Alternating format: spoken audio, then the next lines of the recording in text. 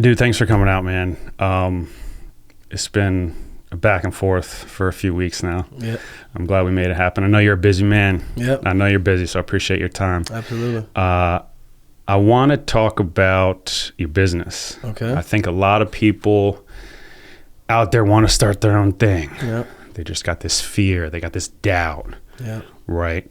So let's start off with, how you got into the business you're in. Okay. Maybe your first job. Okay. And, why you decided to go down that route.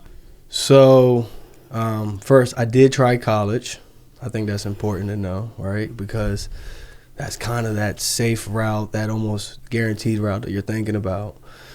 So I went to college, and I instantly knew I wasn't becoming a better student just being in college. I never was a good student. I'm okay with that. I couldn't say that honestly back then because I didn't have no other leg to stand on. But now I'm like, hey, look, I was a terrible student. I wear it with, pride. So anyhow, old school story. I was literally calling every company in the phone book, every HVAC company that was out there. And because a buddy of mine one day was like, hey, we're trying to find jobs. We're like, hey, college isn't going to work. What pays? What's going to be able to keep us afloat? That's interesting. So he's like, hey, my uncle does this HVAC stuff. So I'm like, all right, cool. I'm like, I can't just show up to somebody's business. How old are you, like 20 right now? 18. 18. 18. Okay. I was 18. And then I was like, you know what? The only way I'm thinking, like I'm really old school, like I'm going to call every company in this phone book. And 2 people called me back. So one company called me back. And they were like, hey, look, we don't have an opportunity, but kind of gave me some insights of what you can do. And then another company called me back and said, hey, look, we have a parts runner position for you. You want to take that on and get you in the door. I was like, I have nothing else going for me. Let's do it. A parts runner? Parts runner. So it's like finding the parts, giving them off. Show up to the warehouse. You have this little red truck. I'm giving you this part. I give you this address. You drop it off. You bring it back. And you just keep doing that. Through that process, you start learning a ton. And so that's basically my entry to HVAC, is just starting there. With a pretty reputable company around here, so they had so much exposure to so many different things, so many different markets. So I said, all right, well, I keep doing that, and I think what's key is that it's had like a good group of guys around me that took a lot of pride in their work. That they would just call you out when they knew you were taking a shortcut, and they just called you out. And when I was younger, man, I used to rebel against that, because I always, you're at that stage, 19, 20, where you're like going against the grain with everybody. So eventually I got, I was in a trade program they had floating around. They said, hey, if you go there, it's a 4-year apprenticeship and you get a guaranteed state license afterwards. And I was like, well, that sounds good. 2 nights a week, not really a lot of extra homework outside of it, just guys from their daily jobs coming there to talk and learn. So it was like-minded people, so it really wasn't a whole lot going on outside of HVAC. So it was easy. So I took to that. Started, first year I go in there, I'm like, oh, I got it all made. I figured out the master plan. But to be honest with you, I knew I really wasn't taking it that serious. So this one guy in this class, they had different sections for like a certain amount of weeks per semester, right? That's how they broke it down. And just to pause for a sec. Yeah. So this is like, would this be considered some sort of trade school-ish? It is. Yeah. Yeah, just a straight up trade school that they were holding at Montgomery College in the small little building, just HVAC, right? And so I said, okay, I was attending that, doing it. So anyhow, the first year I got to this one course. I had been skating the way through. Again, I'm not a good student. And I was going for the test. And I'm not going to lie, I came to the desk and I couldn't even put down an answer. I don't know if I just was freezing up or it was just like the real test to say, hey, what do you really know? And it wasn't like the most hardest test in the world, but it was a little bit more than what I was putting in to, the craft. And I failed it. I tried to stay afterwards to talk to the teacher, like, man, I really can't fail. I'm on this path. I'm trying to get there. He's like, look, man, I'm going to fail you. And it's up to you to either come back, do better, or this ain't for you. So what that meant was I had to take an additional day. It was 2 days a week normally. I had to take an additional day to catch up on that part that I, messed up, had to redo it. And I did it, and I got through it. But when that happened, I almost felt like I was about to blow a big opportunity, because I seen some of the potential in the trade, and I was like, you know what? I need to take this serious. Like, what am I doing with myself? So I just started asking a little bit more questions. My thing was 3 things a day. So when I go drop off a part, I'm going to ask that technician, 1, what is he doing? Why is he doing it? And like, what's this, what is he thinking? Just 3 things I would try to learn. So how many years into this kind of HVAC, from when you were 18 and calling phone books to like you're in the union, you're getting probably paid decently now? You're like, okay, now I made it kind of, Yeah, so I would say that's roughly about 7 years. I was at the company for about 5.5, so 6 years, somewhere around there, right? And so, we start, I start working there, and I'm like, oh man, this is a gravy job. This is great. Be honest with you, what started hitting me was that it was so good that I kind of felt like I wasn't getting challenged. It was like, it'd take me and you to go change a filter. That's cool. That sounds like easy money. But week 2, week 3, a year from now, 2 years from now, for me, I couldn't sit still. I was tired of doing that. I was like, this is, like, I'm just seeing my life fly by me by going the easy route. And it's also limited. This is as good as it's going to get. This is where I'm going to plateau at and just stay there. So the thing that got me was that type of work, there needs to be 24 hours, somebody on standby, a group of people. So Christmas comes around, and they're asking people, depending on what day of the week, if it's not your day off, it's your day to work. We expect you to be here. And I just knew, like, as a kid, like, Christmas was that day for me. It's still my favorite holiday. It's just, everybody's shut down. This is what, matters, is that family time. Because I've had good family experiences during Christmas. So I remember telling myself, I said, look, if I don't do something now, I'm going to always have to work on Christmas.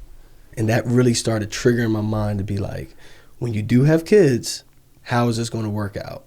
You're going to see them half the day? How are you going to do this?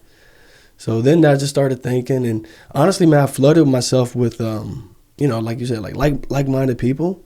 So I started flooding myself with the YouTube, videos of, I want to quit my job, how you do that. And I just kept like beating it to my head that it was possible. What was the biggest doubt you had? Just going back to starting your own thing, like, what was the biggest challenge or the doubt, or maybe what is currently the biggest challenge? I think one thing that I had to come to grips with and understand is my expectation level. Because some people's expectation level of a business is a success of just that business. And that really wasn't my motive. Again, back to the Christmas story. I said, man, if I could just make enough, I had to dumb it all down to me. I said, look, if I could make enough to just not be whatever poor may be, right? Be able to put food on the table, pay bills, but I had that time. Because one thing that as I'm getting older with, man, I'm telling you, we don't have that much time. And as I'm getting older with, the way I control, and I'm trying to control my time, is a lot different. And I'm thinking just... What do you mean by that? It's a lot different. Just like, not chasing every dollar, thinking about what's that time going to be if you don't make it to the kids' events? What's that time mean if you don't spend time with your wife? What is that time? Like, what does that time mean to you? What is that value worth? So when I was ready to leave, I said, I can't do it based off of the money certifying how far I went or giving me that validation. So really my thing was just time. And then that allowed me to eliminate some of the doubt I had with myself. Because I said, you know what? Some people could be making more money than me. But if I can tell you about what I've done with my time, you might be a little bit, how do you say it? Jealous, or just like fond of how I spend my time, right? And the cool thing, just to kind of tie this into like how I think that thinking started to happen, is I go to a lot of people's houses and I get to go into that sacred, safe spot, which is your home, and talk to you. And if you really, like people like you're doing, right? You're interviewing people and you're genuinely just trying to hear what they got going on. I've always enjoyed asking people stuff, right? And there's some people you meet that are kind of shrug off like, hey, repairman here, do the repair, get out. And I'm cool with that. I've encountered that. there's a lot of people that are lonely that need a friend that are just so happy you're there to talk to them and will share some really intimate stuff with you that you're like, man, I'll never forget that. And that made that person feel really good to have that ear for them because maybe they don't have nobody around, you know? A lot of older folks, you know, that have worked, done the whole corporate rat race and all that, and then they're saying, look, I scaled back to do this and scaled back to do that. I talk to so many people out here. I've met so many good people in the community. It just gives you, you know, an insight of like, it's not one way. It's not one track minded out here. You can work and achieve all you want in the world. You can also be that guy that's just like, yo, I want to make sure I never miss that part of my life. And so I just kind of always try to find that balance with it. But that to me was me being able to control the doubt. Now, the truth part on the business side of doubt is like, man, you know, I think I've done enough preparation to have all my ducks in a row. But, you know, how do you get this work? You know, how do you get people to keep calling you? What is it that you're going to do? And you never know. You never know if that phone's going to ring or not. No one's forcing that phone to ring. When I was working at a union, it's forced because it's public transportation. Like, that's going to happen. That's going to get through. But with mine, it wasn't no surety. So, I would say it's a leap of faith. But when you do go out there, you just don't want to live with no regret. I will say one thing that was definitely a turning point was I lost my grandma, and closest thing in the world to me, right? The best person I'll probably ever know in this world, hands down, until I'm gone, right? And, you know, she was a really minimalist person, old school, like didn't need a lot, but always had enough, always made it, always peaceful. And I remember, you know, she kind of even helped me get that job at Metro. And it was so ironic how that happened, but she was so proud. And so I was on that path, and I was cool with that because I was also making, you know, her proud, and also my parents proud. I'm really big on that, right? I'm really big on just trying to be that silver lining for people, especially like those people, like my mom, my grandma, my aunts, you know, uncles. Like, that really is what matters to me. So, you know, I had to just say like, yo, life is short, man. Life is short, bro. And if you're not going to do it now, when you don't have kids and you don't got a lot going on, when are you ever going to do it? And I've heard that regret story so much. I shoulda, woulda, coulda. I'm hearing it now from people that I've been in business now for 8 years. I'm hearing it now. People are like, man, I should have done that. Like, they were my senior techs. You know, they taught me the ropes. It's just, you know, doing that. And I just think when you do that and you put in your all, it's not always going to work. I've had some ups and downs, but you can live with yourself. Yeah. And how valuable is that? That might be more valuable to some people than $1 million. Yeah. I can live with myself. So two things I heard. I heard time. Yep. You wanted to control your time. Yep. And family. So you have this business. How many employees do you have? 2. Yeah. So you're feeding 2 people. Yep. You're paying 2 salaries on top of your own salary. Correct. I mean, that's more responsibility than just yourself. Correct. So how are you managing your time now with your own family? It's tricky. I mean, I don't have, I say, outside of the business and outside of the family, I don't have a lot of time for other things. You know, I'm just, I go to work and the first thing I'm thinking about is come home, you know, and that truly is what makes me happy. So from there, I think that's how you start to at least separate some of your time. But, you know, so I just try to think about when my kids get off, by the time they go to bed, how many hours I got with them. Weekends, I try to keep the business as normal as possible, even though people work on the weekends all the time. But I try to think about, you know, being off on the weekends so that I can have some space for their activities and things like that. Now, with my business and the trades, you got to work on the weekends, dude, if you want to make it through. But well, I think what's great about what you said about time and starting your own thing and having to work Christmas, right? Yep. I think, you know, it's very admirable that you have started your own thing and you do have a couple of employees. Yeah. So if you need to take a weekend off or a holiday off and you got your guys around, it helps out. I mean, that's huge, man. That's huge. And I don't think a lot of people have that. And I think a lot of people want it. They just don't know how to take that step, right? It's key. I mean, I am blessed with the guys I have because it's hard to find good people, man. I mean, I've had a few people that have tried and it just didn't go through. And so I've had one guy for about 6-7 years, almost since the beginning now. And another guy for 2 years. We had another guy on our team for about 3. He left us last year, so it's been a year down. So we had 3 people at one point, and that made it easier because, when someone takes vacation, the ship keeps going. When I take vacation, when they take vacation, and I encourage everybody to take vacation. And I think that's what I think my guys can respect about me because I've been the tech. I'm still the tech. I'm just wearing a couple different hats, but I know what it's like in that lifestyle. A lot of managers or some owners of the company, they forget that. They just see hours, supposed to make this, supposed to make that happen. And that's fine. That's a true business formula. Like, there's nothing wrong with that. But you also see a lot of turnaround in some of these companies. You see a lot of people, what I've seen through the years, people are tired of calling some of these big companies because there's 20 different techs that are on that list that come by.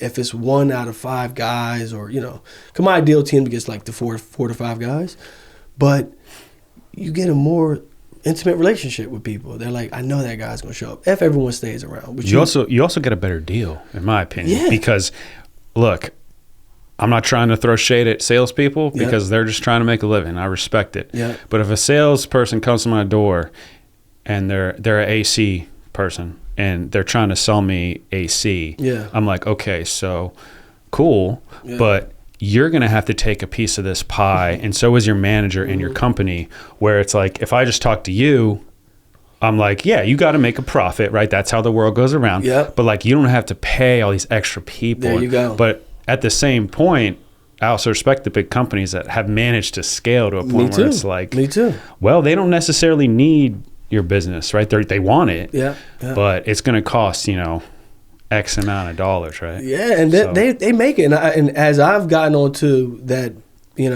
behind the scenes with all that stuff, I realized, like, man, how do they make it? Like, big props to them. They're doing it. And that's fine.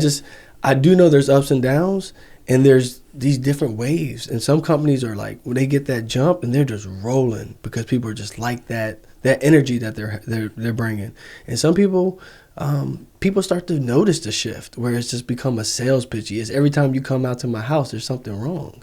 You know what I mean? It's kind of like, did that have to be there? And I started seeing that, with some of the companies, that I work for. And I was like, I couldn't do it. I have that mom, that grandma that I wouldn't want nobody to do it to them. So I can never just do that. And,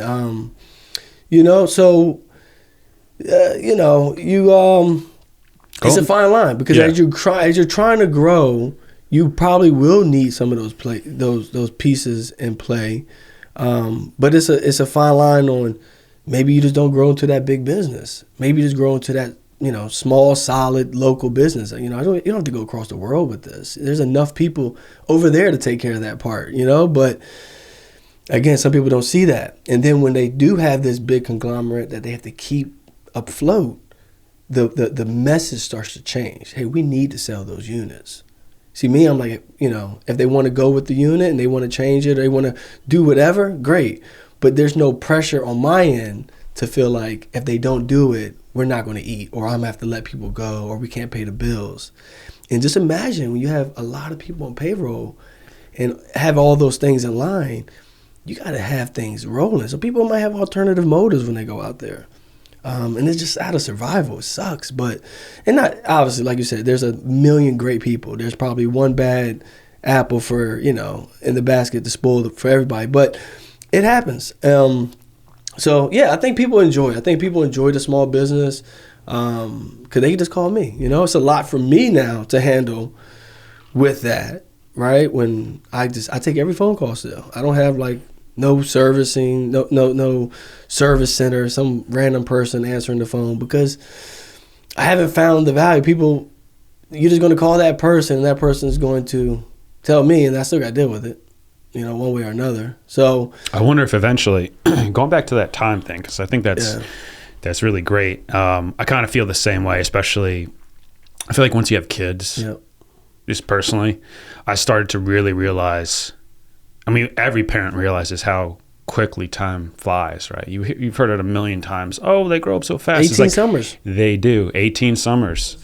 So yeah, just really realizing and appreciating your time is something that I think both you and I are right there in it. I mean, these are the golden years of our kids' lives, man. This is when they want to be a part of our lives, and we want to be a part of theirs. So you have kids, right? Yeah, two expecting third. So about to go on the 3 train. About to go on 3. I got 2 boys, so back-to-back sons, 18 months apart, 2 peas in a pot. You know, going crazy. How old are they? 5 and 4. 5 and 4. Yeah. So, and you know, they're fun, and like right now, I am that guy for them. They're looking to come hang out with me. They know what I did yesterday. They know what's on the plans, and kids don't forget. Kids don't forget when you tell them something. Like my youngest, he does not forget. You're just not going to get away from it. So. You know, I think after a while, if, you know, you're always too busy and you always got to work and you always got to do this, they start to notice that. And they change their expectations on what they're going to ask you. You know, I just don't want that story, man. No matter what, I just don't want that story. And so, yeah, I mean, 2 kids, they're active, they're boys, you know, they're going to be crazy. And now we're expecting a girl. So now I'm actually super nervous. I don't know what to expect because I'm on this speed right now. So now I'm like, oh man, like what do I do now? Now I'm thinking, you know, I'm the dad that has to pay for the wedding. I'm the dad that... Oh, you're going that far ahead already, huh? Dude, I'm thinking like, because it's one of the things where it's like the princess, right? Like you want to take care of your kids. And one thing is for me, like with the boys, I've been trying to instill with them how to take care of themselves. Just small things. Like right now, you know, I make them get the trash every day. You know, every week, I make them just kind of hold themselves accountable to some type of chores, some type of recognition of what they do, of what's going on. So my youngest is actually taking heed to it. He checks the mail every day. He loves the mailman, and he loves the boxman is what they call him. He looks for a package every day. It's kind of like a little worrisome. I'm like, dude, it's not going to be a package here every day. So don't have that expectation. But and it's not all for you, right? It's not all for you, but I like that he's coming home thinking about the way the house operates. And hopefully what I'm doing now, they learn those lessons. They know how to take care of themselves, you know? So, but now with my little girl, I haven't seen her yet. I can't imagine where I'm going to think at. You know, we're like 3 months away, what I'm really going to think when I actually make eye contact. But, you know, with her, certain things I kind of want it to be a certain way. You know, I don't want her to be limited because she's a girl, but I do want her to have some type of expectations from a guy. Like, hey, guys open the doors for women. You know, let them go first, and you try to take care of a girl. You try to take care of women. So some stuff I'm going to instill in her a little differently. So, what about your sons right now? Are you having any sort of conversations? Like, I mean, they're still so young. So, what are the biggest challenges right now with raising 2 boys? Man, I would say they really are my shadow. So, you know, they do. I think they understand work. I think they understand like the mom and dad role of what they have to go out and do every day and what the kid has to do every day. You know, I think if kids watch other kids, they kind of think like this is what kids should be doing. You know, whether it's like when you see a group of kids sitting in a class quiet, most kids try to follow suit and do that same thing. I think right now, I'm genuinely happy with how they are, man. They don't care for TV. They're in the field with me every day. We go home, we pick up sticks, we go plant grass, we just are outside. We're just doing something outside. I have to force them to watch TV. That's great, man. In 2024, that's not the normal thing. It's like they have a laptop, they're glued to it. My kids never ask for a tablet. They do not want to watch TV. Again, that's like a calm down feature that I'm trying to like force them to do. And then with the movies I'm even trying to put on, I'm always trying to send a message. You know, a lot of movies back in like 90s, early 2000s, they had a lot of messages in them. So, you know, I let them watch like The Little Giants, right? Because then it's like team building. It's the underdog story. You know, I have them watch Free Willy. It's, you know, thinking of animals, thinking of other things and how that makes them feel. And so, I've been impressed with my kids on that, in that sense. Where like, any big picture thoughts on if there's one thing you can kind of instill in them, or anything like that? I think one thing that I think like we all try to teach our kids how to be better than us. So one thing that I just kind of push, the biggest thing on them, is that that bond with each other. I just make sure like y'all two need to always be on good terms, and they always need to be holding each other down. You know, I just think that, you know, that brotherly love, that, you know, sibling relationship is so admiring to see. You know, I got siblings. Ours are a little bit gapped. I have a younger sister, younger brother, and another younger brother. None of us have the same mom and dad. So, but luckily, you know, for my sister, my older brother, oldest of the youngest, you know, our dad, even though we have different moms, and same with our moms, they've always made sure we know that we're brother and sister. So we've always had that bond and that understanding. My youngest brother, we have the same mom, different dads, but we always have that understanding. But I never got to have a sibling live underneath me around the same age and kind of walk through some of these things in life together. I've always wanted it. I've always thought, like, what would it be like to have, you know, a brother that's like a year or two young, you know, my age, and we're going through all the things you think about that you're really seeking out for a friend to do. And luckily I've been blessed with some great friends, but I always tell them, like, you're always going to have that brother for life. So I just really try to push that on to them, that keep making sure, you know, each other's looking good. Like, hey, you know, where's your brother at? I ask them that 100 times a day. Where's your brother at? Where's your brother? I just want to make sure that they're always aware of each other, taking care of each other. So, and me and my brothers and sisters do that. My youngest brother that lived with me, about 10-year gap. So, you know, when I'm 16, he's 6. 2 different speeds there, you know. When I'm, you know, as we got older, now it kind of, we're both adulting, so it's a lot common, you know, more common ground. But just teaching my kids right now, just I would imagine 2 boys around the same age, they're probably fighting all the time naturally, dude, right? Every day, man. So how do you manage that? I always, you know, it's kind of like, why you hit your brother? Stop hitting your brother. Take care of him. Why you do that? And they, you know, you just start, but I guess, so you're asking like why? Not like, if you hit your brother, I'm going to hit you and make sure you don't do it again. I've done that, right? Yeah. And I have laid down the law. You hit him, I'm going to hit you, right? So it's not always one-sided. Sometimes it's the younger one, sometimes it's the older one. But then right when I do that, you know what's happened to me? The other one would come and defend him and say, no, let him go. Like, or don't put him in timeout. I'm sorry. Like, they defend each other.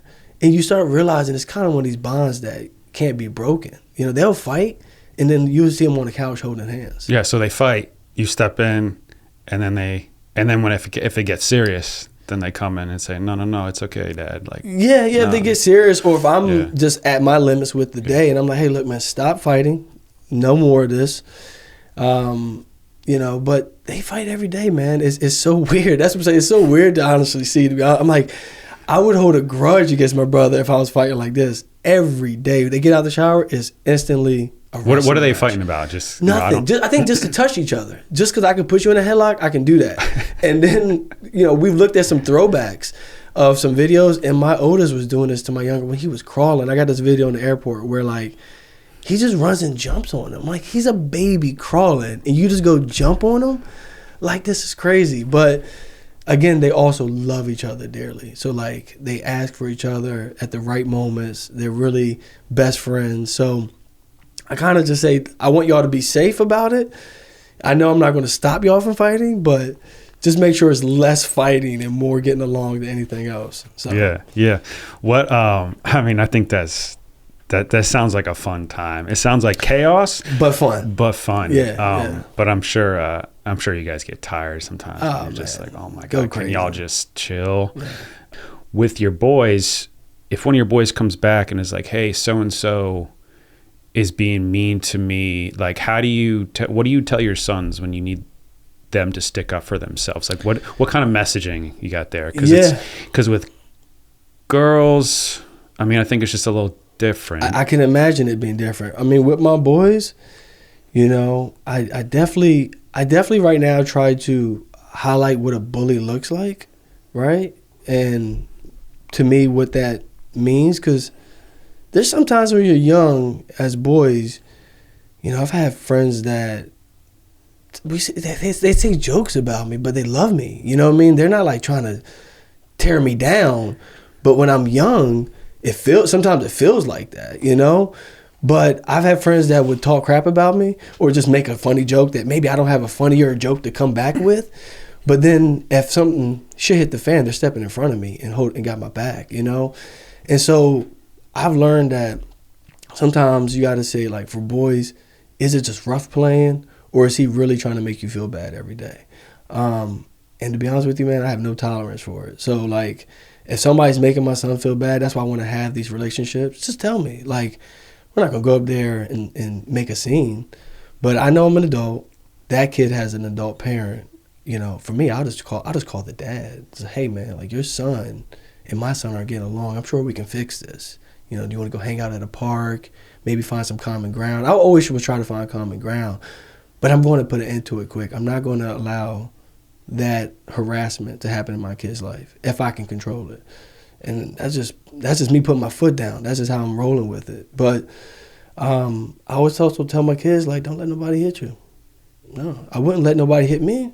I wouldn't let nobody hit your mom. So, you know, I wouldn't let nobody hit you guys. So don't let nobody hit you. Definitely don't be hitting people, for sure. And if that does happen right now, they're still at that young age, like, tell a teacher. You know what I mean? Tell a teacher, you know, let them know. But I think before we jump out and just go crazy with it, because sometimes you get emotional, you kind of think, like, I'm about to go crazy if somebody messes with my kid. But you don't know if it's that kid and how they're really just interacting. Is that kid just, you know, just getting underneath their skin because of the joke they're saying or how they're playing with it? So I just try to tell them, like, you know, tell me exactly what's going on if they can, you know, and just be open about it. Like, I'm here for you. Like, yeah, I think that's a challenge that I have right now, or we have with B, is like, did that really happen, or what are we talking about here? Like, is it just the way you took it, or like, is that really happening? So you want to believe your kids, and you want your kids to feel like you believe them. Yeah. So you want to believe them, but you know, I need the truth. You know, we need.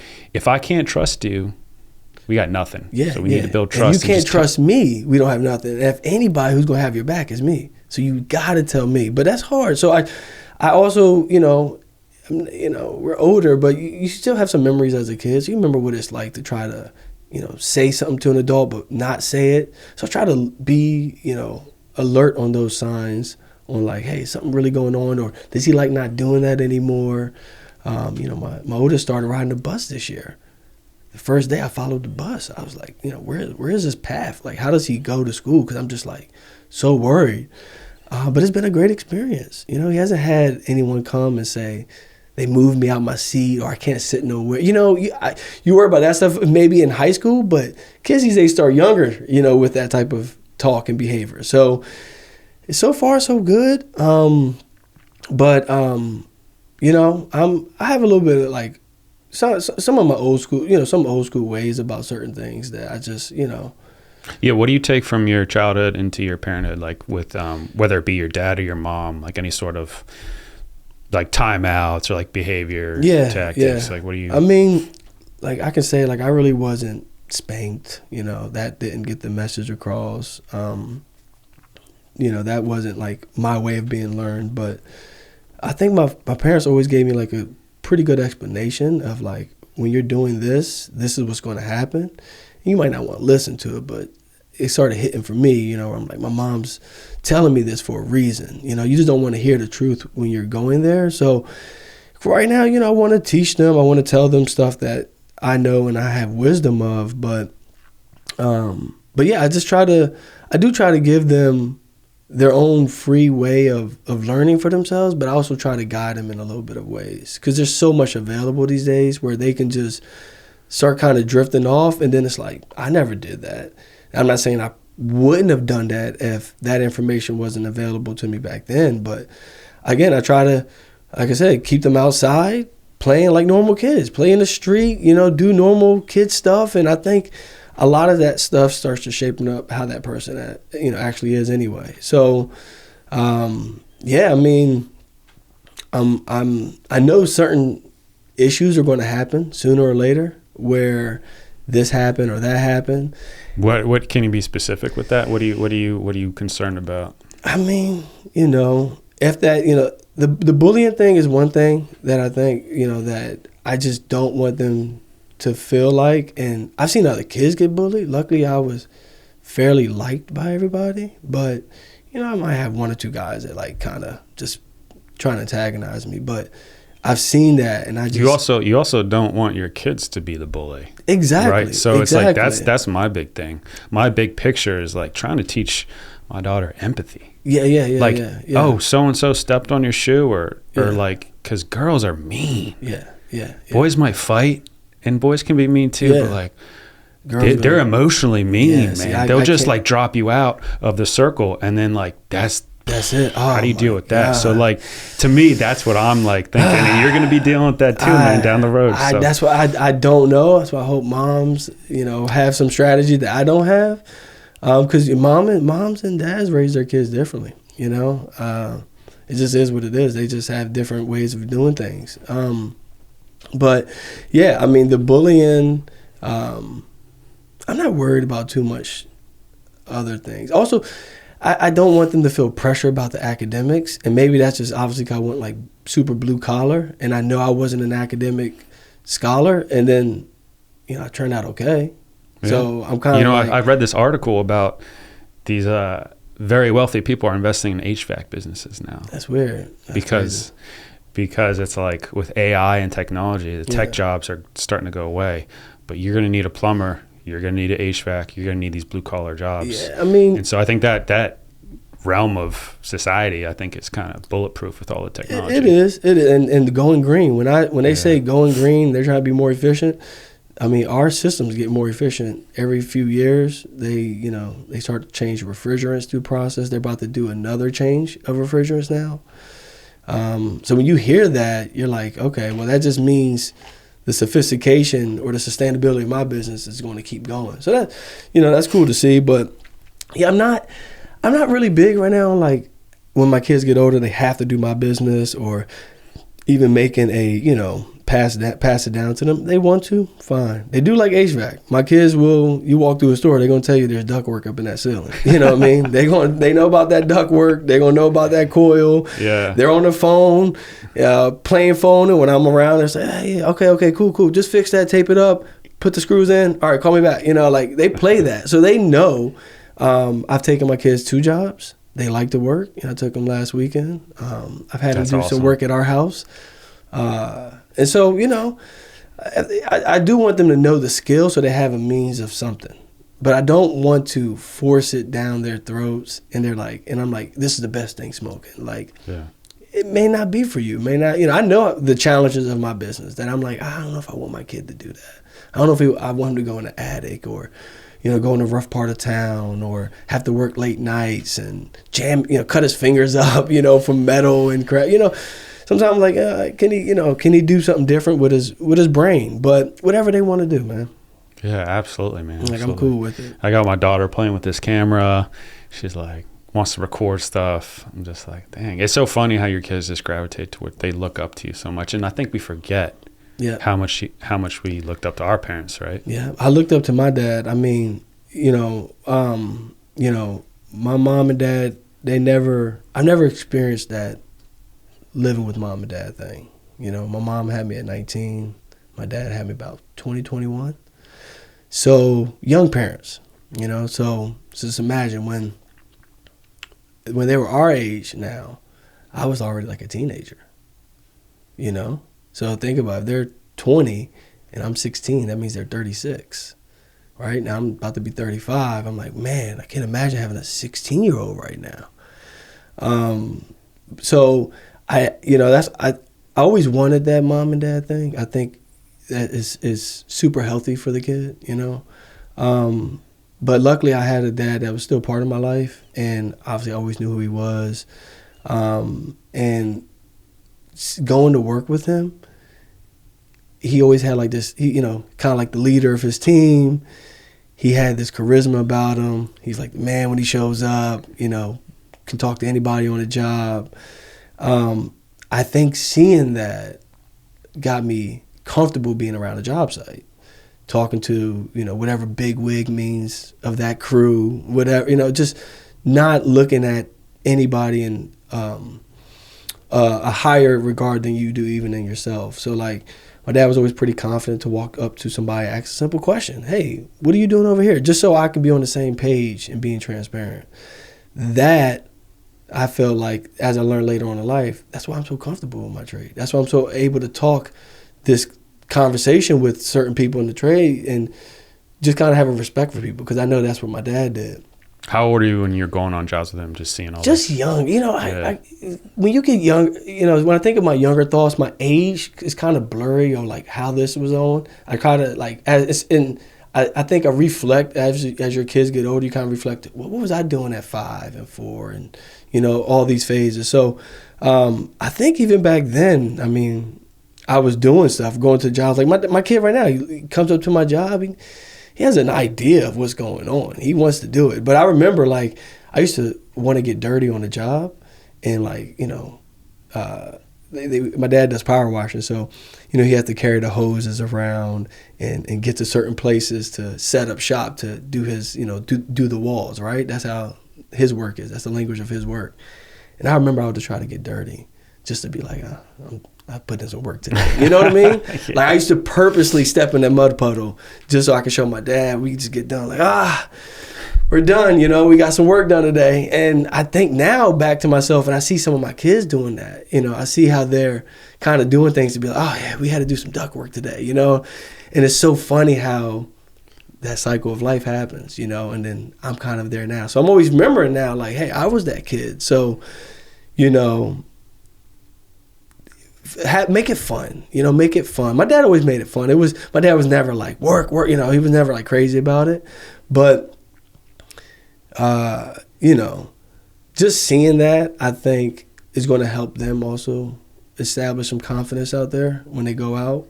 Because some people, they just don't see their parent do that. So they don't know how that is going to go. And they may just never enter that situation or enter that type of life work-wise. But, my mom, I would say my mom's really organized.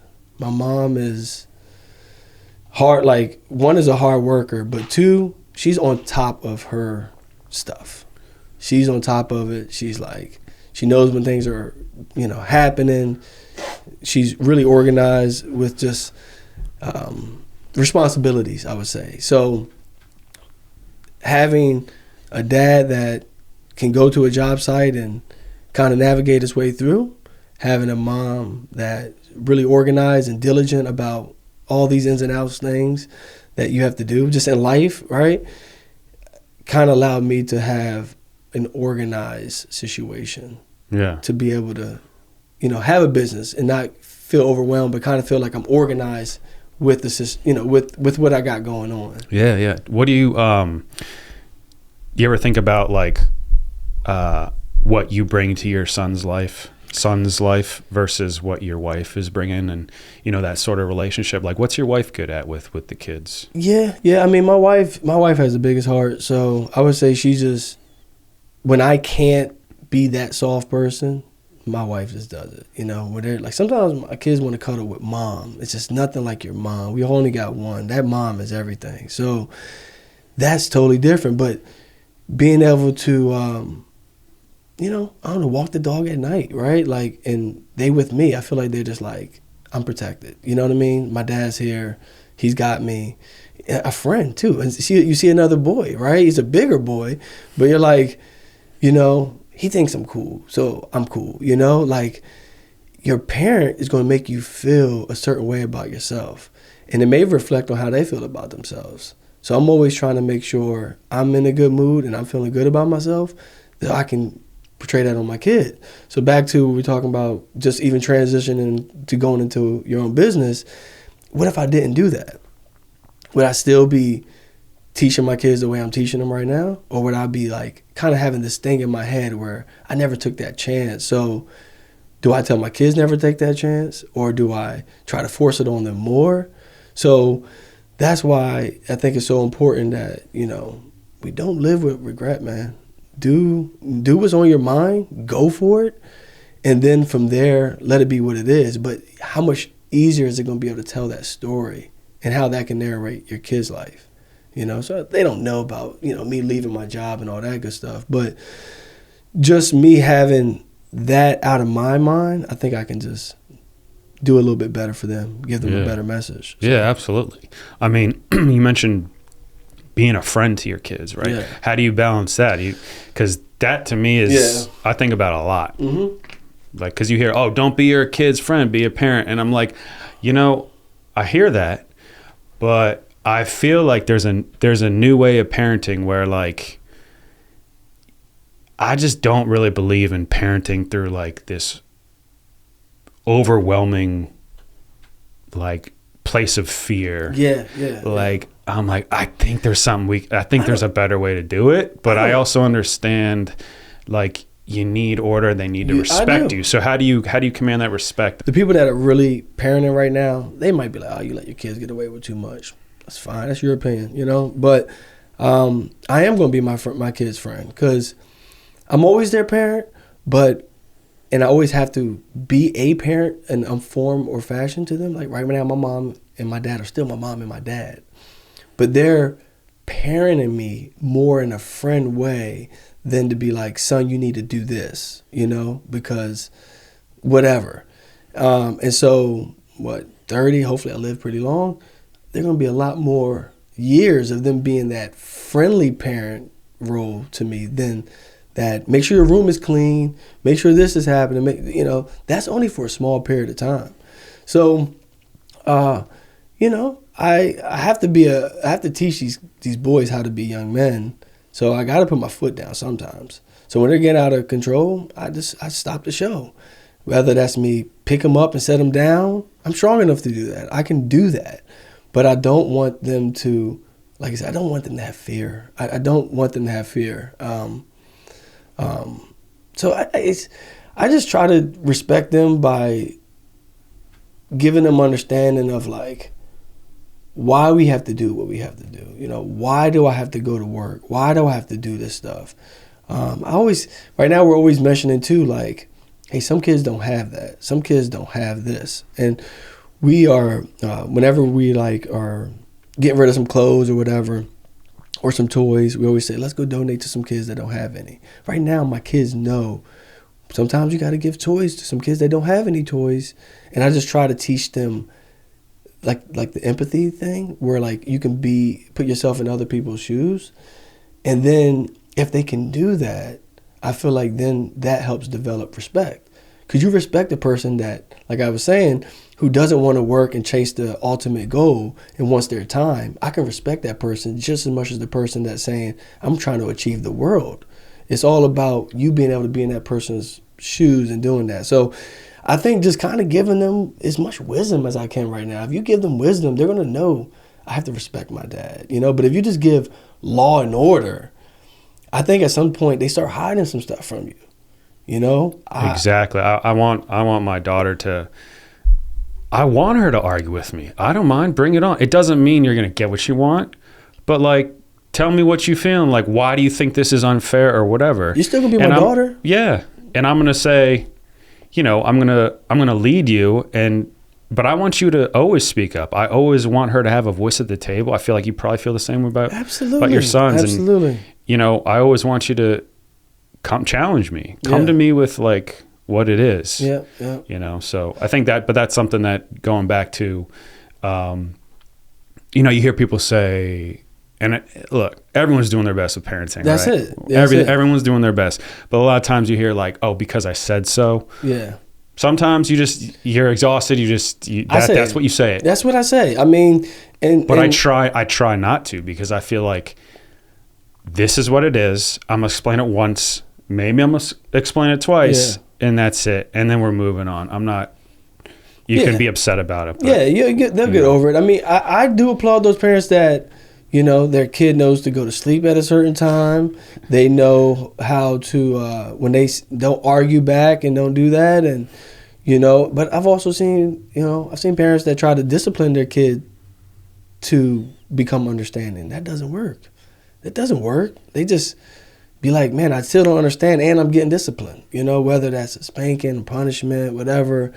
It's just like, you just think about, man, none of us really even have it all together as parents. So how do we think these young kids are going to just have it all together? But they need a friend in this world. I think I can balance out being a friend and being a parent. And I think it's an everyday battle, everyday understanding. And some people, I've seen like great relationships, right? For example, highlighted dad moments right now. LeVar Ball, right? Basketball guy. I was thinking about him like coming up to this week. He has 3 kids that made it to the league. He was in the NBA. So I'm thinking about, okay, was his kid spoiled? Did he not spoil his kids? I'm sure he spoiled his kids. They live in LA.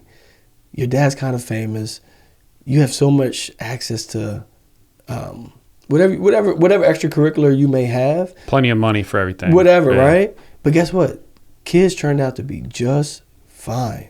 They're all successful. They all turned out to do good. You don't think he was their friend as well? I seen the highlight the other day of LaMelo say, I got 20, I dropped a dub for my dad's birthday. Like, because his dad wasn't so law and order, I'm sure he treats him like a friend of some sort. But they had some level of discipline to get to the NBA. Look at LeBron. Move your mic up. Oh, my bad. You're good. Look at LeBron. Look at LeBron. That was pretty cool, right? Just a couple days ago. Come on, man. That's incredible. You think that's not his friend? Did you see the hazing that he did to his son before the game? No, I didn't see any of it. It's a commercial, Nike commercial, where he flooded his truck with Fruity Pebbles. And then, he set up like a secret camera. They open up the door, Pebbles comes out, and he's hazing his son on the way to the same stadium that he's playing, right? I'm sure there's law and order in there, but I'm sure there's a really genuine friendship in there. So as you see, like you're saying, this new way of parenting, it doesn't always have to be one-sided. So for me, I'm going to go the friend parenting way, and I think they're going to be fine, but I got to teach them core values on the way. And there's going to be certain moments I'm going to have to tell them straight up, like, hey, you don't do that. One thing is like the bullying. You don't hit that. One thing I tell them right now is I say, Hairstons don't lie. Hairstons do not lie, right? That's our last name, Hairstons. So I try to tell them that and just kind of make them always know, like, this is a family thing. We just do not lie. But I'll let them, I could be their friend and, I don't know, just dance with them on a song that they may like, where like the parents like, I don't dance to that stuff because that ain't my time. I'm like, nah, it is. I'm going to figure it out. Like right now, my son, he loves Chris Brown. Like Chris Brown was out when I was a kid. But right now, I'm like, I could be like, that's older. That's when I was a kid. But I try to embrace that with him and be his friend in that sense. And I think he will respect me for doing that as well as he gets older. Both of them, So yeah, man, that's kind of my balance. Yeah. So I guess I got kind of like one or two more things here. Mm-hmm. First of all, I love everything you say about that because that's something I wrestle with a lot. Just the friend versus parent thing. And I think everything you just said was, I agree with all of it, man. Yeah. There's a lot of people that don't. There are, and that's fine. But I just feel like the world's a tough place. It is.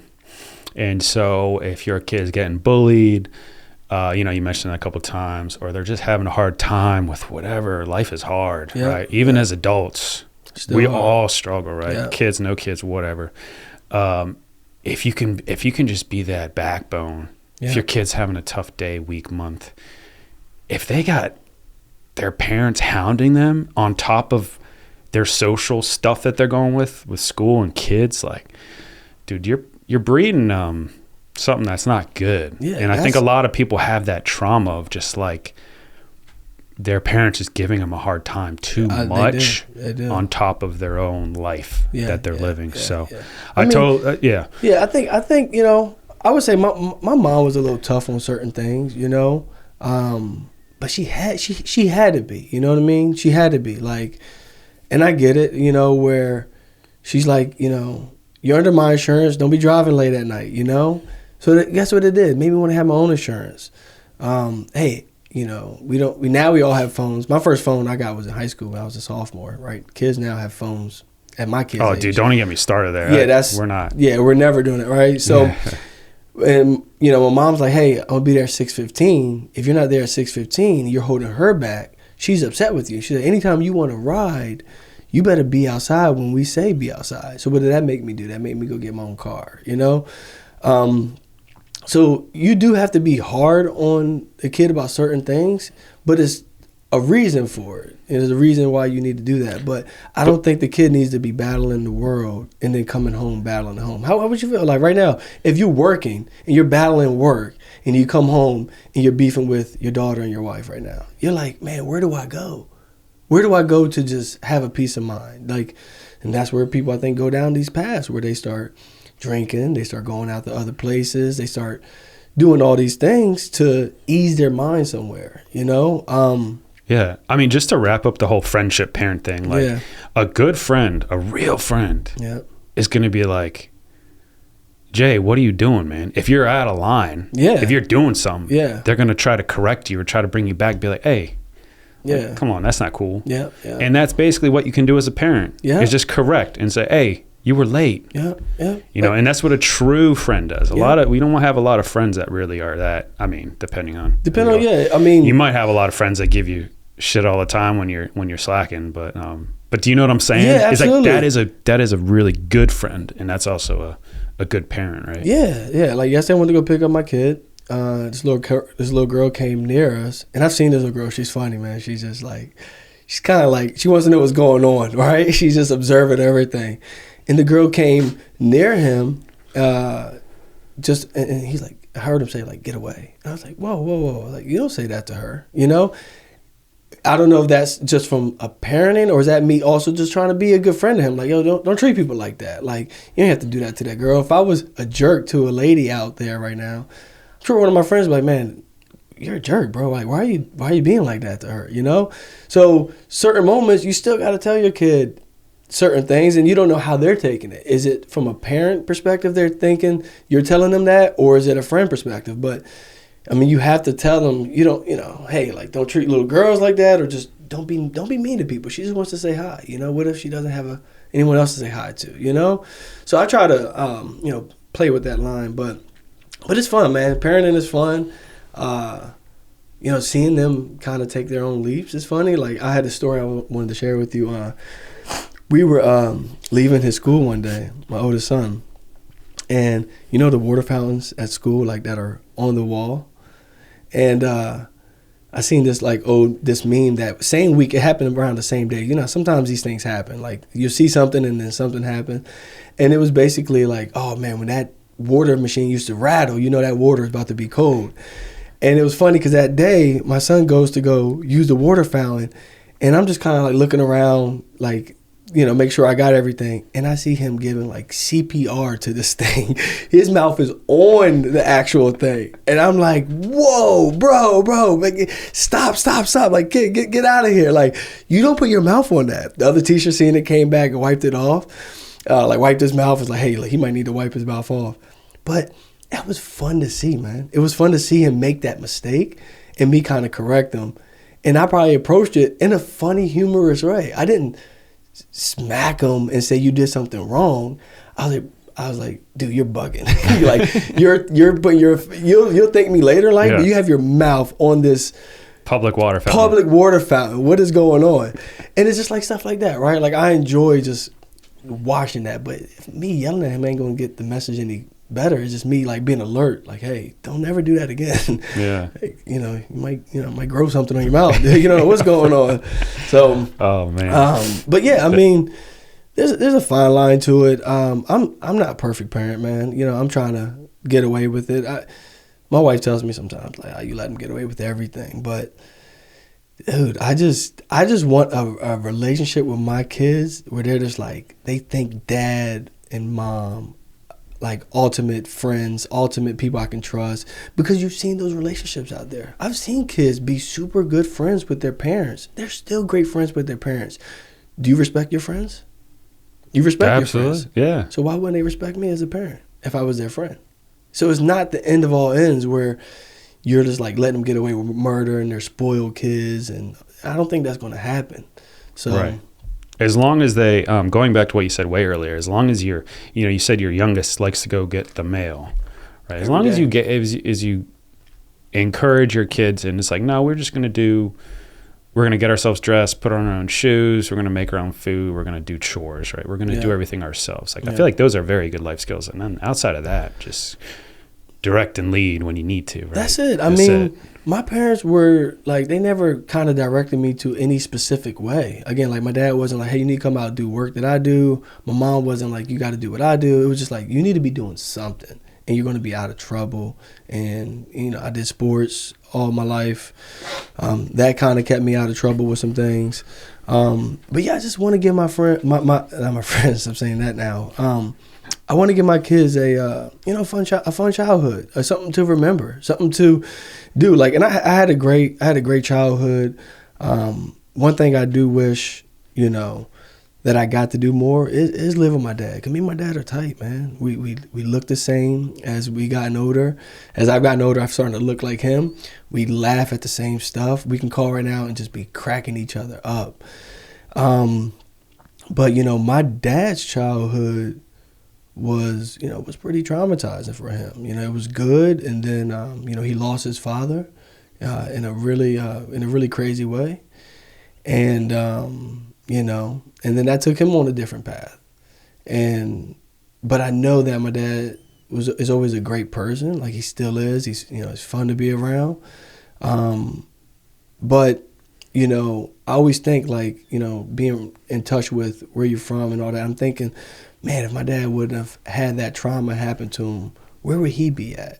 And some people, I think a lot of guys still, they blame their dad for stuff. I don't know your relationship with your dad, but I have friends that blame their dad. You always, you hear stories right now of even people, like grown men, that are just like, my dad wasn't involved, or my dad was too hard on me, or whatever.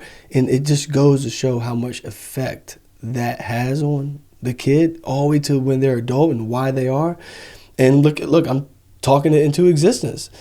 I don't think I had that mom and dad in the house situation, so I'm big on that, right? I'm not failing at that for nothing. Luckily I have a great mom, a great wife that I love, mom for my kids. And she does make that, a fun time. But how do you keep that going? You got these two little minions running around. You got your business. Yeah. How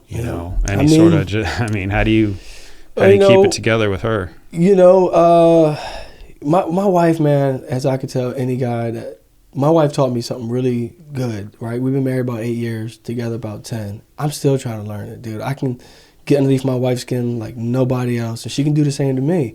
So you do always, that cliche saying, you do got to always kind of keep falling in love and keep understanding each other. So my wife told me this maybe a year ago, and she was like, for her, I don't know if this is all women, everyone's different, but she was like, I have 4 seasons. And that this has changed my whole perspective of women. This is one of the most valuable things my wife's ever taught me. She said, I have 4 seasons. You have spring, summer, fall, and winter. Fall, let's just start there, right? Like, I'm feeling okay, but it's about to become, that cycle, Women have cycles. They're not like me and you. Me and you probably think the same way almost every day. We can do the same thing every day. Women have their cycle. So my wife's like, hey, look, this is fall. I'm kind of feeling like it's about to come. Winter, I don't really feel like doing too much. But after that, spring, I'm feeling great. Summer, we can do anything you want. I'm the best person in the world. And so when I'm having a debate with my wife or we're going through something, I kind of think about what season we're in. And then it kind of makes me think about how I'm going to approach her and think about what does that mean to do? Like, am I in the fall, winter season? Do I need to be coming at her from a different angle because emotionally she may be in a different place? I never knew that as a man. Just 6 years married and my wife kind of, I don't know, it's just some things like that to me are simple that start making sense. And you're like, oh, wow, this is what I could be doing and this is how I should be doing it. So, one, trying to understand who your woman is and how she goes about things has allowed me to know when I got to do different things. But, we still have date night. My mom will come watch the kids, which is good. Again, so, bro, that's you're literally speaking my whole life. It's work. Yeah. It's the kids, and then my wife. So I'm not a good guy friend to make the best plans. I'm not a good guy friend to probably meet you and watch the game. I have a gym at my house. I don't go to the gym. I'm not in like a club. I'm not on a sports team. I can't even keep up with what's going on in sports. I just don't have time for all these things that a lot of people have time for. They have to have guy night. They got to have this and that. And I like, there's nothing wrong with that. But for me, I can't have that. I can't do that and have time for everything else. We only have 24 hours a day. So I have to think like, okay, work is this, and then it's kids, and then it's that. So, some guys may look and say, man, that guy needs to get out more, or, he needs to have some relief. I have a good amount of guy friends that are like my brothers, right? And we're all husbands, we're all fathers. I'm blessed with solid guys around me that we all understand each other, and we get our time. But I don't need it religiously week in and week out. So I have my time to go on vacation, do a guy's trip, whatever. But majority of my time is going to be around what I got really going on because I don't have time for anything else. So it sucked, being young because, let's see, I'm 35, about to be 35. So I had the business for 8 years. So I'm 27. But I was already on like a kind of a straight path before then with the union, working at a job, trying to learn a craft, get licenses, go to the apprenticeship for 4 years, 2 nights a week while having a full-time job. People I think my friends have gotten used to the fact that, we're not going to call Jeremy to go do something out of the ordinary. Like, this is his life. This is what he's been doing for a while. But before then, man, I used to try to party. Oh, yeah. Thursday, Friday, Saturday. Let's go, man. Like, I know where there's a good time, but. Well, let me just ask you kind of one more thing, and then we can wrap this up. Yeah, you're good. What do you tell me your thoughts? What do you think about when you think about this girl that's coming on the way? Because let me start off with what my daughter has taught me. Right, I'm about 4 years ahead of you. In terms of having a daughter, is patience, man. And I think I think kids teach patience. Big time. But it's really been cool watching my daughter grow and seeing the similarities of my wife and my daughter. Oh, wow. And it really gives you patience where you're dealing with a mini version of your wife, let's say. And so I will now be more patient with my wife. Kind of like you said with the seasons. Yeah. That's what my daughter is kind of like. That's what I'm learning from her, right? Yeah, it's like, if I'm patient, if I like talk to her a certain way when she's like emotionally going crazy. Yeah. I'm like, I do the same thing with my wife and it works. She's 4 and you got 34, it's like, I'm it's excited. Very similar, bro. I'm excited for that because I can like totally see how that plays out. So, I'm excited to that's growth, right? Like what you just explained was your growth of understanding the other side of the coin, right? Man and woman and your wife. So that probably helps you out so much, more with the relationship. So I'm super excited for it. It's funny because I wanted girls first. And I think because I wanted to just expand my emotional side, expand that big heart, that have that baby girl that just warms you up. And but I got 2 boys and that did the same thing. It opened up my heart and in a different way. And now with the girl, I think it's just the right timing because I have started with their level of patience now. But yeah, to see her, I'm kind of checking myself now to be like, telling my wife, like, I think it's going to make me step it up for you, right? Like, how do I treat you? All these things. Cause like, I can't yell at my daughter the way I yell at my boys. Because then she's going to think being yelled at is how you should be treated. So I'm kind of mindful of even that right now. I don't want my daughter to be getting yelled at, and I'm trying to dig in myself to start getting in touch with that softer side. So I'm even just trying to do it a little bit better with my wife now. Like right now we've been going on walks. We went on a walk yesterday, you know, try to hold hands with my wife a little bit more, you know. Yeah. I was buying her a lot of, you know, flowers, but the flowers I was getting her, she's like, I don't want these flowers. I want, you know, they could be a little simpler. But I started off with even just teaching my boys, you know, we'll see a little flower in the yard or something, I'll pick it and I say, you go give it to your mom. Or whenever I buy flowers, I give it to them and say, you give it to your mom.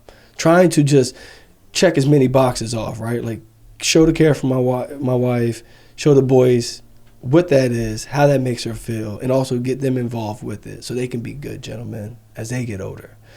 And so with my daughter, man, I think she's going to throw me for a twist, man. I just think I'm going to be in, you know, head over heels for her. You know, not that she is the full reason, but I've been on this fitness journey for like the past year. And that was just for me, just to build myself up. But now even with a daughter, I'm like, dude, I got to go in Rambo mode. Like, because I'm just that nervous about her, you know, because I feel like the boys, you know, like you said, it's a little different. They may be able to rough it off. And they got another one. They got each other. She's going to be by herself. And so I'm kind of just trying to set up shop. I guess I'm nesting like pretty hard right now, where I'm just trying to get prepared, the situation to get prepared. How do I start soft? Like, is it just day one where you're just like, I'm a different person? Like, I mean, how was that with you? Were you just like, day one, you were just like, you saw her and you were like, I'm a softer version of it? Or was it just like... You know, I don't have, you know, my cousin told me this and I felt the same way, and it's not a very nice story. But, okay. Not nice, but it's not a very heartwarming story. Okay. Man, my daughter was born and I was just in complete shock. Yeah. It's also our first, you know, and only right now. And I didn't feel anything overwhelming. Yeah. I was just like, I need to protect, but I didn't really feel super bonded to her until she was 3-4 months, until she started to like, you know, smile and laugh and interact with me. And ever since then, my bond is now like the strongest thing I've ever experienced, honestly. And it keeps growing probably now, right? Every day. It's just like, yeah, dude, it's amazing. I mean, I don't know, how did you feel when your firstborn was born? Because that's life-changing. It is, but like, I'm like you with it. And I don't think that's bad to say or not welcoming to say, where you're like, hey, I didn't drop down on both knees and just start going crazy. I've heard of guys just like crying and losing, just getting so emotional. And I'm a pretty emotional guy, so I thought that would happen. I was just like, I was literally shocked. Yeah, no, I was first one. We were just super happy. While we were in the delivery room, I put on like some Bob Marley. You know, just got that vibe of like, I knew it was like the journey was here. I was like, this is about to happen, and I was just more excited than just ready to let that emotion out. And I think that's kind of normal, because it's still so foreign to you. It's still new. You haven't seen this person. But when you're around every day, it grows through time. So then when you start thinking about that, you start thinking about how your parents look at you. You know, you start thinking that all these things kind of just like you're experiencing it, and then you're also kind of double checking your previous experience on how that was. And for me, like I said, it just took time. My second one, I don't know what happened, dude. My second one was coming out, and I like almost fainted. Like, I was in the delivery room, he came out, no problem. Within like a few more hours, I'm like talking to my wife and the doctor, and I'm just like, I don't know. I was just like, my mind was spinning the fact that I had 2 kids. It was just spinning. I was just like, oh my God, like this is like, I had to go to the bathroom and like Earl. I was like, dude, I'm just so nervous. I'm like getting lightheaded. I don't know. It wasn't like he did anything. Excuse me. It was just like, man, life is really happening right now, bro. This is real. Like, you're going to go home with a kid and another kid. And then it's just, so now with my daughter, I'm just like, my God, what is the deal? You know, I don't know how I'm going to be prepared for it. But I'm excited, man. You know, I'm excited for that. I just want to be, I think my biggest fear, man, is just not being here for them, you know? That's why I'm trying to do fitness. I'm trying to work. I'm trying to be a good person. I just want to be there for my kids, man. Well, it sounds like you're doing a good job, man. I mean, I hope I'm doing everything right. You know, I don't have no enemies out here, man. There's not a customer out here that I've ever worked for that can say we've did anything malicious of any sort, as, you know, being that person that comes and be their repairman or whatever. Like, I think I'm big in touch with like my integrity. And I'm just hoping that gets me to where I'm trying to go and allows my kids to have a good life. And, you know, they experience the world and they think highly of me. Because at the end of the day, man, the real success is like when you get older, like, does your daughter just want to swing by and have like lunch with you? Like, is she like, my dad's that cool where I'm just going to pull up on him and just Dude, that is my dream, man. I think that's every parent's dream. That's the real success. So, I mean, you see parents now, they're like, man, I can't stand my parents. And, you know, they don't talk to them. And, you know, you see that all the time. Like, because that relationship was never either cured or was never developed or whatever, you know. And that's sad to see, man. You can have all the money in the world. Imagine your kids being like, hey, I don't even like them. You know, where's that one street? Is it Greed? There's a show with a guy that he was just all about business. And then when he had his grandkid, the son goes to him and says, look, you weren't there for me, but you're going to be there for your grandson. And it just changed them. And I think some people, they take a long time to think like that. But some of us, like I'm sure you are, we're really cautious about and in tune with our daily actions on how we affect our kids. Every day is running through your mind how you're affecting your daughter, how you're affecting your wife. And I think if you stay on that type of path, you did your best. You're doing the best results. I think not doing your best is not thinking about what you're actually doing, just doing it recklessly because it works for you. But so I think about a lot of stuff, man. Like, you know, you said 18 summers. I mean, I would even say 10 summers, 11 summers. Once your kid becomes a teenager, dude, they don't want to talk to you. They don't want to be around you. I'm trying to highlight everything. I'm trying to grab as many. Right now, we were going to go to like New York. You know what? One thing I've always wanted to do as a kid. You know those big parades for Thanksgiving. Yeah. Right. That like I want my kid to experience that when they're like 12, 13. They might not care about the parade, but I want to do stuff like that. Like where they're just. Every memorable kid moment you can think of is great. Like right now they're fishing. Dude, my kids know how to fish right now. They know how to throw a spin cast and practice and do all that. That's fun to me. I'm like, I want that so that they can just remember anything in life. They're just like, man, my dad helped me out with it, or I was able to learn in a fun way and all that, dude. When we caught our first fish, my little man was going crazy. The youngest one was like, we caught this bass, right? And it was in Colombia.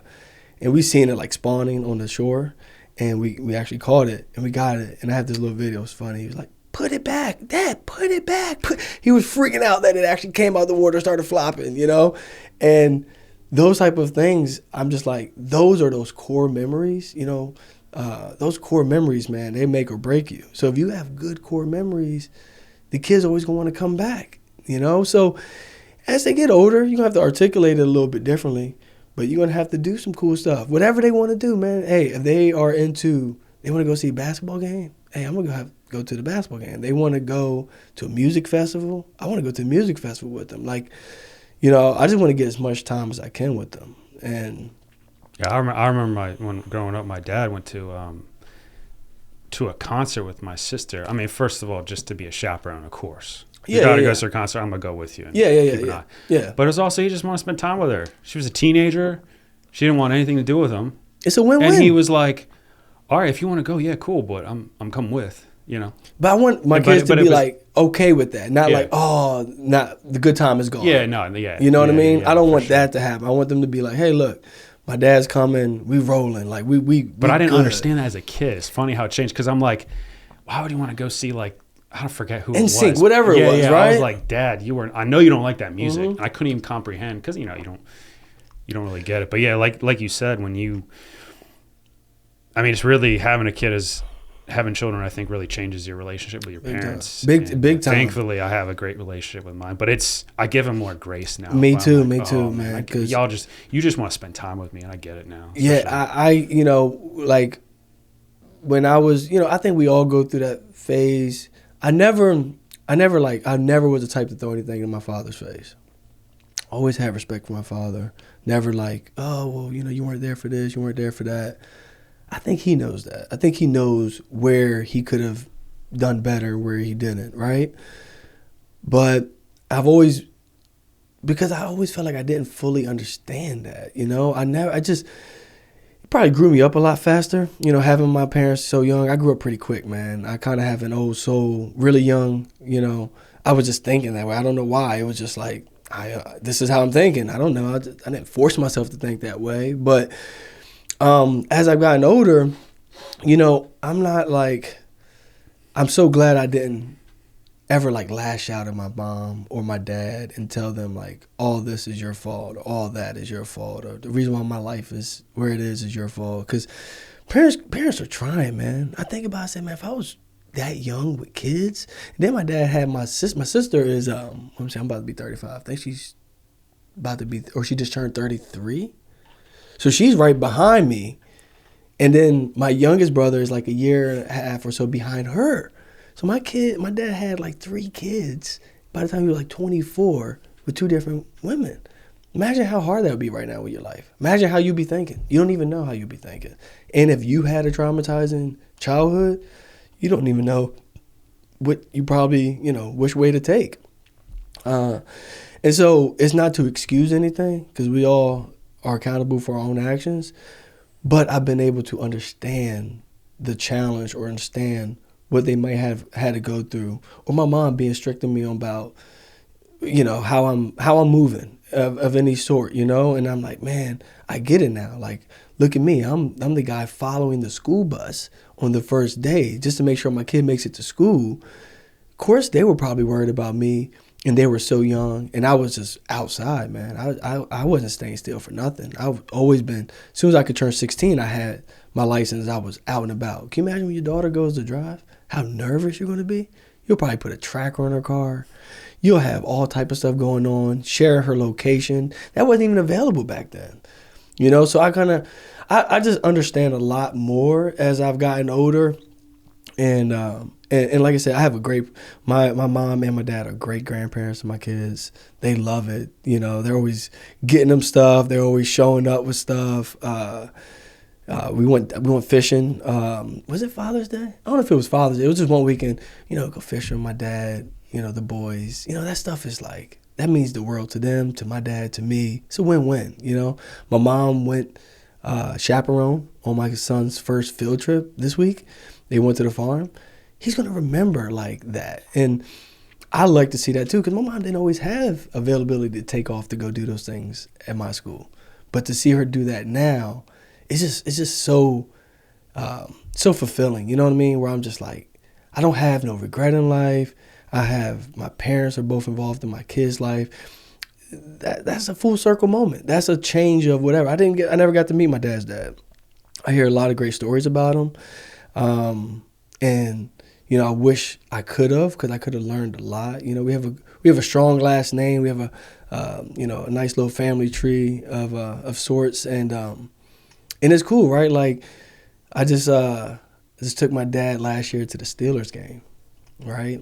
Big Steelers fan his whole life, and they were against the Ravens, so it was at the Steelers stadium, and man, that was just one of those things my dad could check off his list that I got to experience with him, And so it, just to pause for a second, yeah. I mean, it sounds like, we haven't gone into detail, but it almost sounds like, yes, the childhood years are important. We want to do our best, but it sounds like, what did your dad do to continue or to have a good relationship, even though he wasn't living with you? No, he wasn't living with us. Because I guess what I'm getting at is that you and your dad just went to a Steelers game, and he's still in your life. And so to anyone out there that has a home where you're not living with your kids, I'm just curious, what did you see now looking back that really helped you and your dad form a good relationship? So if someone's trying to be like, I need this, all I want in life is to have a good relationship with my kids. Yeah. Right? So what did your dad do? One thing you have to do, like, you know, some people will, I tell you, some people will, like you said, play the blame game, you know. Parents are definitely accountable for all their actions. I get it. But sometimes it's not about how you start, it's about how you finish. And I've seen some great starters and not so good finishers. I've seen some not great starters and great finishers. And so, you know, I just looked at my dad and just said, you know, he's always been good to me. You know, I've always known if I was in trouble, I could call him. But that just might be my set of cards, you know, where, hey, you don't live with your dad. You know, you're not going to be able to, you know, catch his Monday through Sunday moods. You may, you know, sometimes I've seen him every couple months. Depends, you know, depends on how it all works. Luckily, he had an amazing sister that was just so family oriented, and she would have come get me just so that she knew that if I was with her, he was going to be able to see me. And just an amazing woman. I can't even imagine. I still don't even know how she pulled off. She got all me and my cousins, my sister. She would get all of us together. She had 5 kids of her own, and she would still figure out how to do that. Come pick me up. You know, dude, you don't even have time to go pick up half the people like these days. You know, I'm like, how does she do that? So, I think just like always having a good experience with my dad, like always being able to laugh with my dad, always being able to just have decent like moments where it's not like, you know, traumatizing. And we've had some crazy moments, but just maturing, man. I mean, don't. I would just tell anybody out there, like, if you got any grudge with your dad, you know, like I've never come out to my dad and be like, Dad, like, I wish you were there for this. Wish you were for. I almost like, you get wise, you realize sometimes you don't even have to say none of that. You know, you bring it up in distant conversation, but it's how you go about it. Is it you trying to tell your dad that to make him learn or to make him feel bad? Or is it for you to just get it off your chest? But whatever that is, you better do it now, because parents in life is short, man. And I just was like, I always try to see the glass half full in anything I do now. And so it's like, somebody out there has that story where they've never met their dad. I at least know my dad. So right there, I kind of look at my story like, yo, it ain't the worst thing in the world. Some people have lived in the house with their dad, and they hate him. They live with him this whole time. Oh, that day, he's always in my face. He's always on my ass. And they go out and just kind of rebel against their dad, even if they live with him. So it doesn't always have to be what you kind of think it should be in a way. Take it for what it is, man. Take it for what it is. I took it for what it is with my dad. And my dad's always showed me amounts of love. And I've always known that's where he stood at with my relationship with him. But I've had to accept, like, yo, you're not going to get that time back. You can sit here and cry and complain about it all the time. Or you can sit here and say, man, look, you can still go to a Steelers game with your dad when you get older. You can still do these things. He can still be a great grandfather to your kids. Like, he was a great dad to me, but it just wasn't in your cards to have your dad there all the time. That's one thing in life I would say that it's just one of the things I have to live with, man. Like, you just weren't going to have that mom and dad in the house off Jump Street. That's what it is. Do it for your kids. You know what I mean? You feel something, do it for your kids. But don't think the way you're trying to do things for your kids, you have to kind of, you know, some people do things and they're kind of always, even with me, right? I mean, we're just saying, it makes us reflect on our kids' stuff. So people do stuff now with their kids, and they sometimes use that to take away what their parents didn't do because they're now able to do it. But don't let that's going to haunt you. It's going to catch up with you at some point. Be just accepting of what has happened in your life and just accept it for what it is, you know? So, yeah, my dad's a great guy, man. We're super tight. I call him right now. We just start laughing at the same stuff. We get the same sense of humor. We have the same mindset with a lot of stuff. And yeah, I'm blessed. So I always try to see the glass half full, man. Yeah. You know, so that way I can accept life. Because some people just don't see it like that. There's always, it should be this way. Yeah, I think, you know, going into your childhood and kind of learning from it and blaming your parents, you know, you can maybe understand what they were going through, and maybe you didn't like it, maybe you didn't agree with it. Yeah. So then you can change it with your life and your family. But at a certain point, like you said, look, he wasn't there. He didn't do this. He didn't do that. Like, okay, fine. But you can still have a relationship with him. Why and not? So now it's just like, I don't know. I just, like you said, you hear people that just don't have relationships with their parents. And I feel blows bad. my mind. Yeah. I'm just like, yeah. Really? And I feel bad. I feel bad because there's a lot of times, man, that, some parents, if, you don't know this already, but some parents are really, dude, like sometimes you got to be the parent of the kid. My dad, through some of his bad moments, he's like, man, I feel like I'm your damn kid. I feel like you're the parent. Sometimes you have to play that role. Just step up to it and play that role. It's okay to do it. It's okay to be like, Dad, whatever happened, whatever, hey, I still want you to come over, But if you're sitting here and you're going to just kind of always hold a grudge to your parent, they're probably they're probably shameful, and they're probably, a little nervous to come up to you and even talk about it. I'm sure a parent knows, the regret that, they probably have in their mind. So it's probably like one of them things where they may be scared to come out and say it because it's your parent, it's your superhero. You think they should be able to overlook all that and just look past it and just come out and say, look, I fucked up. I didn't do this. I didn't do that. It's not going to go that way sometimes. Sometimes you got to be like, look, Dad, just come over, just do it. I mean, you see it all the time. If you're wise, you see so many stories out here of, there's some parents that are like, man, I wish my kid would give me another chance. How many parents would want to say that? I wish my kid would give me another chance. And for you, as the kid, if you genuinely want that relationship with your parent, are you going to give them a second chance? Or are you going to keep holding them to what could have been, should have been, would have been? You got to move on, man. Life is short. So, I've just learned to accept a lot of those things. And somebody might go out here and say, man, you're making excuses for your parents and they should have been this and that. But, dude, no one out here hurt me. My dad would have shut it down.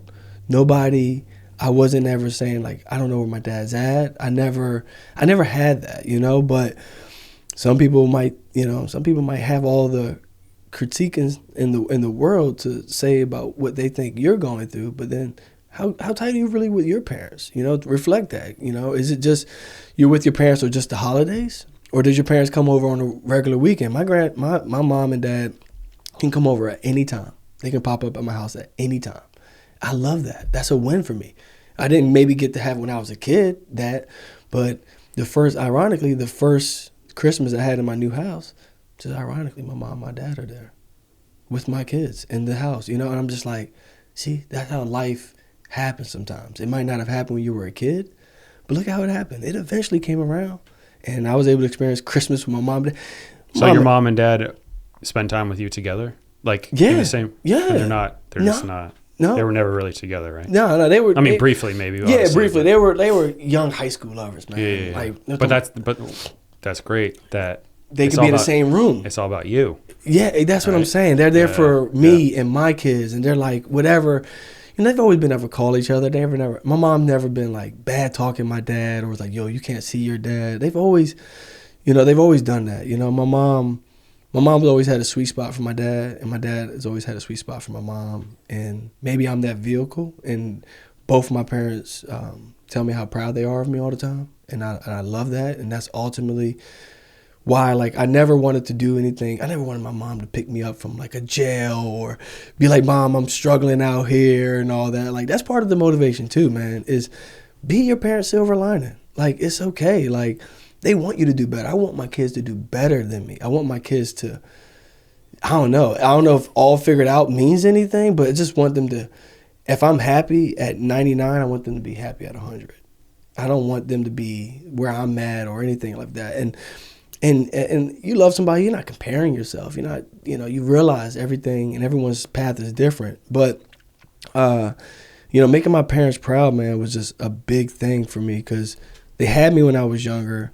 And it's like, how rewarding is that? Like, whether you make the world proud or your parents proud, like, that's the best thing. That's what really matters, man. So, yeah, my parents are great, have a great relationship. They can call each other, Did this feeling of making your parents proud, is that something you always had, or something that really has changed since you had kids and you kind of unlocked that part of yourself? Like, oh, And you kind of understand things on a deeper level. I've kind of always had it. I mean, I've seen my mom and my dad work extremely hard. They're still hard workers to this day. Sometimes it's hard to get them to take off work, you know?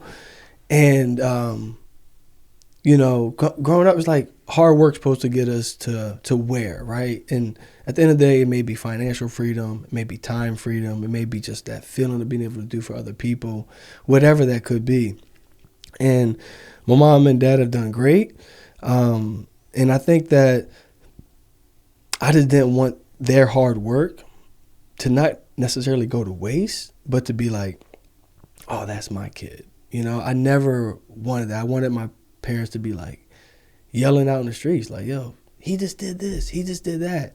And they have had fun with this journey, because I started my company before the kids and all that. And they were just like, my dad told me, like, yo, you can do it. And he told me one thing that really made me feel good. He's like, your voice, when I talk to you, I can trust you. And that's one thing I think my dad told me, like, you have on your side. It's like, people 100% trust you, and you're going to do fine. Go out there and do it. Like, I was like, man, like, how do you do it? You know, how do you do it? My mom, she's like, all right, like, if you want to do it, do it. My mom never had her own business, but she was like, if you want to do it, go for it, you know, do it. And I've always wanted to make them proud. I don't even know where it actually started from, but I think it's just, if you see your mom struggling, if you see your dad doing a job and he's working so hard, he can't get the job done, you know, you wish. I was always trying to figure out a solution for my parents, man. I just always wanted to figure out a solution for them. I don't know why or where, but I just, you know, they love you, you love them. You always want to make them proud. My grandma too was a huge part of it. That woman there, man, I you know what's scary? Do you think she was a part of your life because your mom was so young? Yeah, like, for sure. But I was like the first grandson. Well, grandchild. Yeah, grandchild on my grandma's side. And but we bonded so tight, man. But to be honest, now I sit back and think, I'm like, I don't know if I might have even have gone for my own company. Granted, my grandma would have still been here.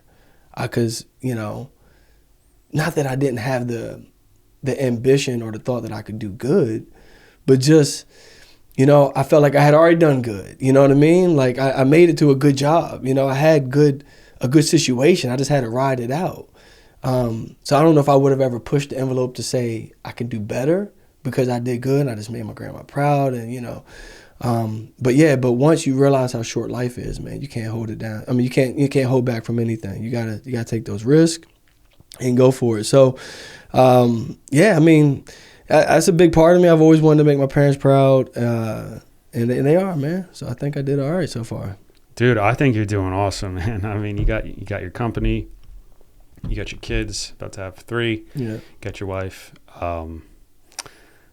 Yeah, you got a lot going on, man. So I really appreciate your time, man. I really appreciate you coming over. I think you got a lot of wisdom, and yeah, thanks for coming over. And hey, I'm a phone call away, so when that baby girl comes out, hey, I get some pointers. You know what are we doing here? I'm glad. I mean, this is good that what you're doing. I think this is therapeutic for people to come here, because you're an easy person to talk to, and you're a good listener to people, and like, some people don't talk about some of these things, you know. I don't talk about my dad too much, or how that relationship goes, or my kids. You talk short periods amongst people, but these are the type of things that I love to engage in right now, because, man, since I became a parent, I'm just nicer to everybody. You know, when the kids were born, I was like, dude, I got outside. I didn't want to cut no one off. I just, like, when people are getting over, I try to just, like, let them get over, because I'm thinking to myself, they might have had a long night with their kid. They might have been, maybe they're arguing with their parent or their spouse, and maybe they just need to get in front of me to get a little wind underneath their belt. It's kind of one of my favorite sayings, but it just is good. And so when you have these things, you can bring people on and talk to them. I think it just helps everyone else understand each other and encourage each other. Like, I see another father, I want to help you out, man. I don't want to. You're my friend. Like, you're instantly my friend just being a father, man, because I understand how important that role is. So yeah, especially when you see fathers showing up. Like, I don't know how to empathize with fathers that don't want to be in their kids' lives, and I'm always just like, no, I couldn't hang out with that person. I couldn't be my friends. That's like a very few things. I can make friends with anyone. Yeah. But if you have kids and some people I think jokingly will talk badly about their kids, like, oh, my kids are such a pain. And that just gives me like, what do you mean they're a pain? Like, yeah, man, they're kids, but like, they're the most important thing. So that's what like, man, if you are out here and you are genuinely having conversations with people, and maybe it's the nature of my business, I get to meet so many different people. I've met guys. I met this guy. He was actually working at our company when I was like an apprentice, and he told me, like, man, it's nothing like losing a son. There's no pain that great. If you hear people talk like that, and some of these people that have service, man, some of them have lost their husbands since they've been my clients. They've lost like tragic things. When you hear stuff like that, to me, it brings hell of awareness where I'm just like, I'm so appreciative. Like, jump on me, son. Like, ruin my shoes. Ruin the shoes I just brought you. Don't eat what I say. Jump on the couch because you're here, man. And I think some people wait too long for them to understand that life is short and you're only your kid, but for so long. So it's like, how can your kid be annoying to you? How can your kid be the last resort? Like, you ask me, like, hey, what are you doing this weekend? I don't even know. What's going on with the family? That's going to determine what I get to do. I don't even make plans outside of that. It's not even an idea of me. But you have a lot of guys out here that make plans and then fit everything else in around their plans. That's crazy to me. I could never do it. So, yeah, man, I love it, man. I love being a parent. I love everything. But I love seeing other people with parents. And when you see that, you're like, that dad always has my respect. You know what I mean? If, shit ever hit the fan, I know that he's a good dad. I'll always help him out. Imagine if the world thought like that. We would have none of these issues that we're having in the world. Because we're all parents. We're all kids of a parent. We're all fathers, mothers. No matter what demographic you go with or where you are in the world, you are that person. So if you're family oriented, people will take a note of it. And it's honorable, man. It's the best thing to do. Instead of being like, oh, I'm just, it's all about me. It's crazy. So, yeah, it's kind of like a life of service, right? It's a life of service. A lot of people kind of don't have that purpose or service, and I always try to respect and understand when people don't want kids. It's very common now. It's more common than ever. Like, oh, we're not having kids, and that's their choice. That's their choice. But I'm also thinking to myself, like, man, having Brigitte has really like opened up a part of being a human that I didn't even know existed. Can you imagine missing out on that? Like, you would be like, you would maybe still value. What could you value that could even level up to that? I can compare to it, yeah. I get it. Some people don't want to have kids, and the first thing they say is financials, right? That's kind of like the biggest thing. Kids are expensive. We are not saying they're cheap. But I don't know about you, but when I had my kid, it put a battery in my back. And I don't know if right now my daughter's putting another level of battery in my back, but I'm ready to go, dude. I'm not trying to play around with fatherhood. I'm trying to knock it out the park. I'm not trying to sugarcoat it. I don't want to be the richest man in the world. I don't want to be the most successful, but I want my kids to say, yo, my dad is the bomb. You know what I mean? That is something I'm trying to go for. I'm not sugarcoating that for nothing.